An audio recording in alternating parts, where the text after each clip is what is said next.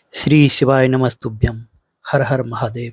भितिया भागलपुर संगम में आप सभी शिव भक्तों का स्वागत है। गुप्त नवरात्र के दूसरे दिन शिव और शक्ति दोनों का आशीर्वाद पाने का उत्तम उपाय परम पूज्य पंडित प्रदीप मिश्रा जी बताते हैं कि मातृ शक्ति जगत जननी जगदम्बा अम्बा को प्रसन्न करने के लिए और भगवान देव अधिदेव महादेव को प्रसन्न करने के लिए,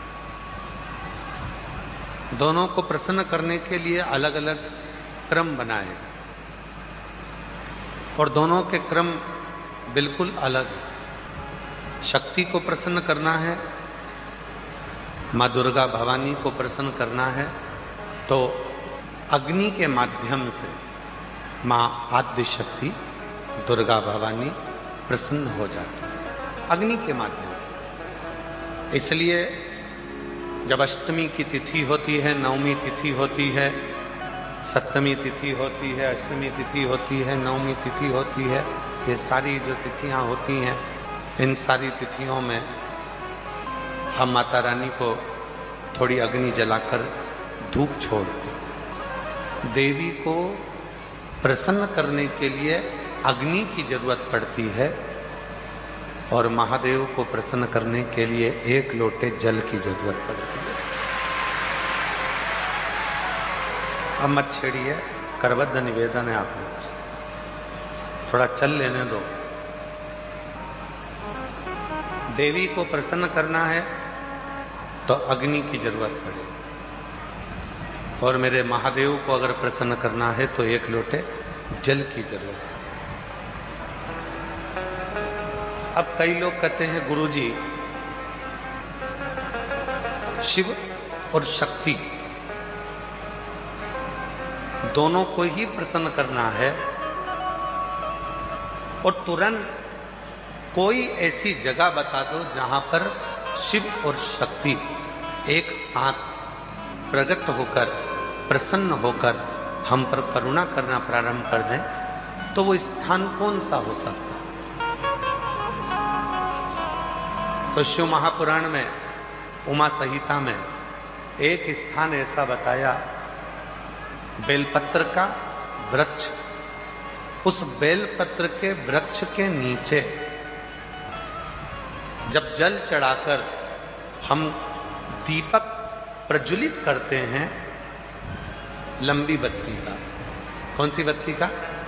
वो रुई की जो लंबी बत्ती होती है, उसको घी में डुबोकर हम दीपक प्रकट करते हैं। उस समय पर शिव और शक्ति दोनों ही प्रसन्न होकर हमें वर प्रदान करना प्रारंभ करते, दोनों। अब दीप किसके लिए लगाया तुमने? शक्ति के लिए। जल किसके लिए चढ़ाया आपने? देवाधिदेव महादेव। दोनों को प्रसन्न कर।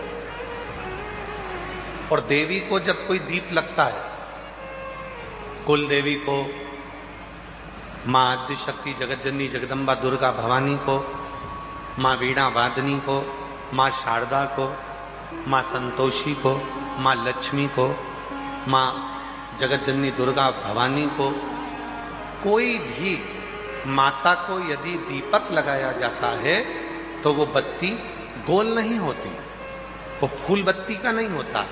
माँ आद्य शक्ति, माँ जगत जननी दुर्गा भवानी को, लक्ष्मी को, शारदा भवानी को, माँ वीणा वादनी को, माँ पार्वती को, भगवान माँ आद्य जगत जननी दुर्गा भवानी को अगर कोई दीप लगाया जाता है तो वो बत्ती हमेशा लंबी होती। लंबी बत्ती क्यों?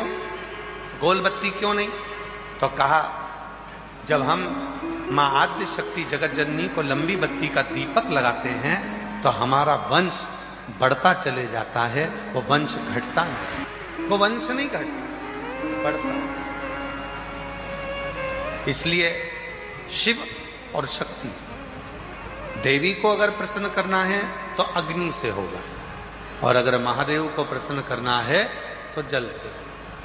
तो कोई ऐसा स्थान जहां पर ये दोनों हम क्रम करें और हमारे ऊपर शिव और शक्ति की करुणा बरसे, तो कहा वो है बेलपत्री का वृक्ष।